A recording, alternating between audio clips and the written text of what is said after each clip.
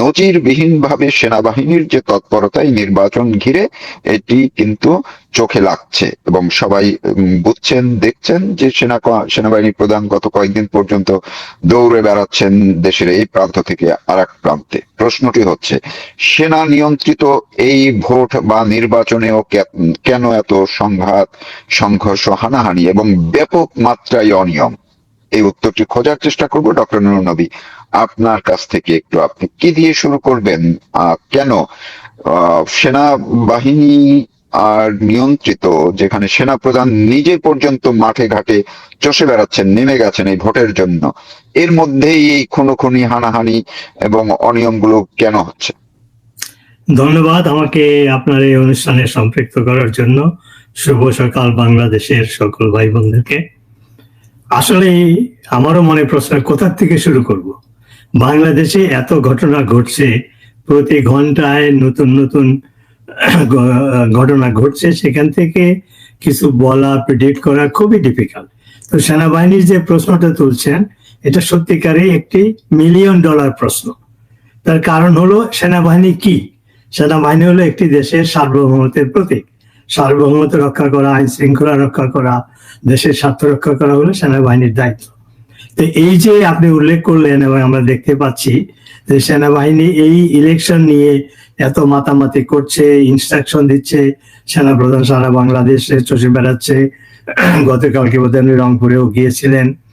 তো কেন একটা দেশের সেনাবাহিনী, যাদের দায়িত্ব সরকারকে সমর্থন করা, লিগালি ইলেক্টেড সরকারকে সমর্থন করা, সেই জায়গায় তারা একটা অবৈধ সরকারের অবৈধ সমস্ত কাজের সাপোর্ট তারা করে যাচ্ছে?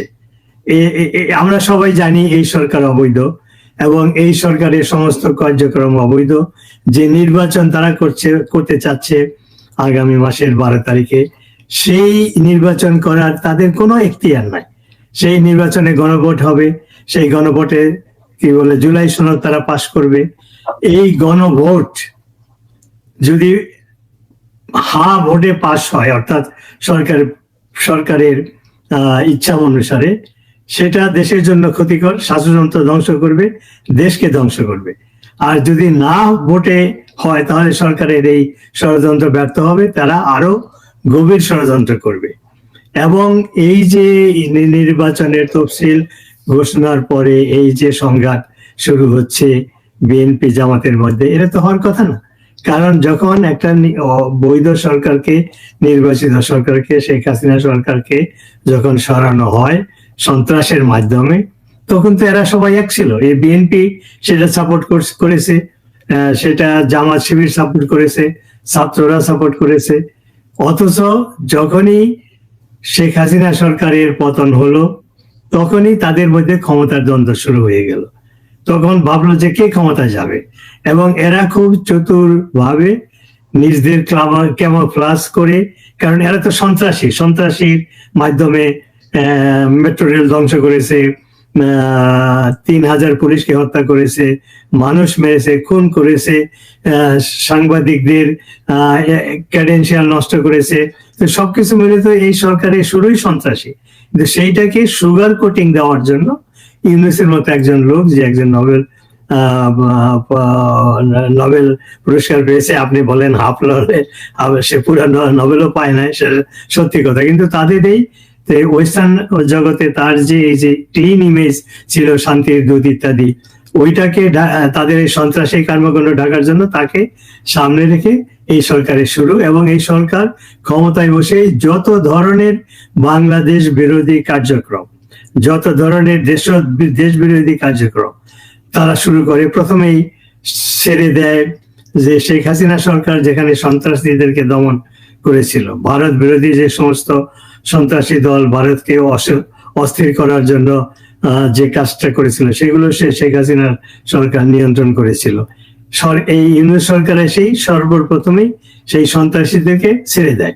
এবং এ ব্যাপারে নিউ ইয়র্ক টাইমসের হেডলাইনও হয়েছিল যে ইউনূস সরকার ধর্মীয় সন্ত্রাসীদের পৃষ্ঠপোষকতা করছে বাংলাদেশে, আর্থিকভাবে, সরকারিভাবে, বিভিন্নভাবে। তো অর্থাৎ এই সরকার ক্ষমতায় এসেই তাদের আসল রূপটা প্রকাশ করে, সেটা হলো কি, মৌলবাদী সন্ত্রাসীদের পৃষ্ঠপোষকতা করা, বাংলাদেশটাকে একটি, আমরা বঙ্গবন্ধুর আহ্বানে মুক্তিযুদ্ধে গিয়েছিলাম, 30 লক্ষ লোক শহীদ হয়েছিল, 2 লক্ষ থেকে 4 লক্ষ মা বোনের সম্মানহানি হয়েছিল। কিসের জন্য?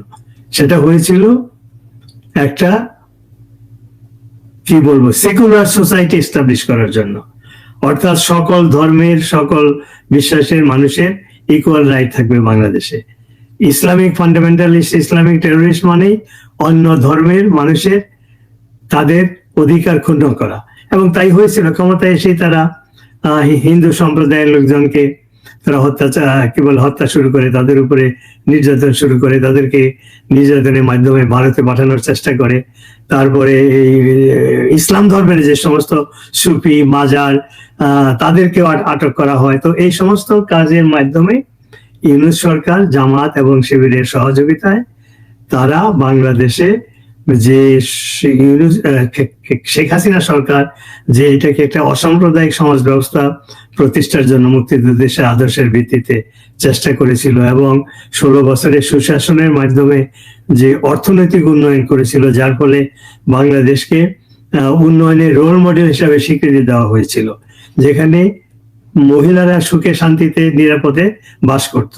মানুষ গভীর রাত্রেও মহিলারা এবং লোকে টাকা পয়সা নিয়ে, লক্ষ লক্ষ টাকা হাতে নিয়ে তারা চলাফেরা করতো। ছিনতাই তারা দেখে নাই, মহিলাদের রেপ তারা দেখে নাই। অথচ এই ইউনূস সরকার মৌলবাদী সন্ত্রাসীদের সহযোগিতায়, অর্থাৎ জামাত শিবিরদের সহযোগিতায় তারা বাংলাদেশটাকে একটা অকার্যকর রাষ্ট্রে পরিণত করেছে, একটা ফেইল্ড স্টেটে পরিণত করেছে। এবং এইটাকে ধরে রাখার জন্য এই যে নির্বাচন যেটা হচ্ছে, এটা একটা ষড়যন্ত্র, এটা একটা অবৈধ সরকারের একটা অবৈধ কাজ। এবং দুর্ভাগ্যের বিষয়, এই কাজে সাহায্য করতেছে বাংলাদেশ সেনাবাহিনী। এই সরকারের যে নির্বাচন, তাদের হিডেন এজেন্ডা কি?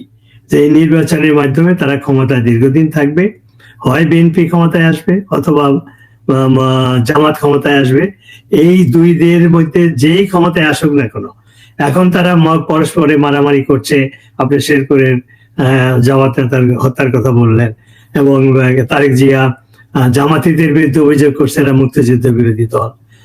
জামাত বলতেছে তা বিএনপি যখন ক্ষমতায় ছিল তারা দুর্নীতি করেছে। তো এই বিএনপি জামাত কোয়ালিশন সরকারের ভিতরে বিএনপির কি বলে, জামাতের 2 জন মন্ত্রী ছিল। ওই সরকার যদি দুর্নীতি করে থাকে তাহলে তারা কেন রিজাইন দেয় নাই? এখন তারেক জিয়া বলতেছে যে জামাত শিবির মুক্তিযুদ্ধ বিরোধী দল, তারা রাজাকারী দল। আজকে একটা বক্তৃতা শুনলাম বিএনপির এক নেতা বলছে জামাত হলো রাজাকারের দল। তাহলে রাজাকারের সাথে তোমরা ক্ষমতায় শেয়ার করে কোয়ালিশন সরকার গঠন করে কেন করেছিলে? তারপরে গত 17টা মাস এই অবৈধ সরকারের যে সাপোর্টার হলো জামাত এবং শিবির, তাদের প্রত্যেকটা কাজে বিএনপি সমর্থন করেছে। আজকে বিএনপির নেতারা বলে জামাত মুক্তিযুদ্ধ বিরোধী দল। তাহলে এতদিন কি আপনারা নাকে তেল দিয়ে ঘুমিয়েছিলেন? হঠাৎ করে জেগে উঠে দেখেন জামাত এটা মুক্তিযুদ্ধ বিরোধী দল। এরা তো 71 সশস্ত্র সংগ্রাম করেছিল। তারপরে তারা বাংলাদেশের যে স্বাধীনতার অন্যতম মূল মন্ত্র গণতন্ত্র, গণতন্ত্রের সাথে সন্ত্রাস যায় না। অথচ এই বিএনপি জামাতকে সাপোর্ট করেছে জেনে শুনেও যে জামাত একটা সন্ত্রাসী দল। তারা 71-এ আমি উল্লেখ করেছি 30 লক্ষ লোককে হত্যার ব্যাপারে পাকিস্তানের সহযোগিতা করেছে, কয়েক লক্ষ মা বোনের সম্মানহানির ব্যাপারে আমাদের মা বোনদেরকে পাকিস্তানিদের হাতে তুলে দিয়েছে। এই জানা সত্ত্বেও বিএনপি এদের সাথে আঘাত করে ক্ষমতায় গিয়েছিল, এবং এই গত 16 মাস তারা এই সরকারের অপকর্মকে সাপোর্ট করেছে। এখন ইলেকশনের 2 সপ্তাহ আগে বলতেছে পরস্পরের বিরুদ্ধে তারা কথা বলতেছে। তো এটা একটা পাতানো খেলা হতে পারে। পাতানো খেলা কেন? এর যে মূল নায়ক এই সরকারের, এই শক্তির পিছনে, সে হলো ইউনূস। ইউনূস একজন দুর্নীতিবাজ, একজন হিউম্যান রাইটস ভায়োলেটর, অর্থনীতিকে ধ্বংস করেছে, বাংলাদেশের মঙ্গল চায় না। সে ক্ষমতায় থাকার জন্য বাংলাদেশের সার্বভৌমত্ব, সেই বার্মার বর্ডারের 170 মাইলের মতো সেফ করিডোর তারা কি বলে আরাকান আর্মিদেরকে দিয়ে দিতে চাচ্ছে, বা এগ্রিমেন্ট গোপনে করেও ফেলছে। চিটাগাং এর যে পোর্ট, সেটার এই তড়ি ঘড়ি করে কয়েকদিন আগে এগ্রিমেন্ট করেছে এইটার দায়িত্ব দেবে একটা বিদেশি কোম্পানিকে। তড়ি ঘড়ি কেন, আমি এটা শেষ করি, পয়েন্টটা ইম্পর্টেন্ট এই জন্য যে যেখানে আমি সার্বভৌমত্বের মানে সেনাবাহিনীর রোল কে কথা মন্তব্য করার জন্য এই প্রসঙ্গটা এনেছি। সেটা হলো যে সরকার, ইউনূস সরকার, জামাত শিবির এবং বিএনপির সহযোগিতায় তারা বাংলাদেশের সার্বভৌমত্ব বিকিয়ে দিয়েছে, সেনাবাহিনীর উচিত হলো সেগুলো বন্ধ করা।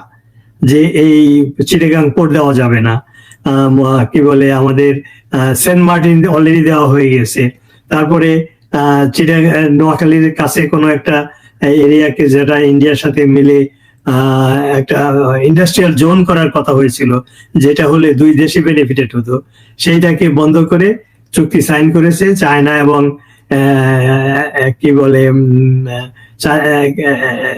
পাকিস্তানের সাথে। সেখানে তারা কি বলে অস্ত্র কারখানা তৈরি করবে। তো এইটা যদি করে তাহলে ইন্ডিয়া এবং আমেরিকা সেটা সহজে মেনে নেবে না। তার মানে বাংলাদেশটাকে এই কোল্ড ওয়ারের ব্যাটল গ্রাউন্ড বানাচ্ছে আমাদের স্বাধীনতা বিকিয়ে দিয়ে, অথচ সেই সরকারের যে নির্বাচন সেইটাকে সেনাবাহিনী সমর্থন করতেছে। তো কাজেই আপনার প্রশ্নের জবাবে আমি এইটুকু বলতে চাই, সেনাবাহিনী তাদের দায়িত্ব পালন করছে না।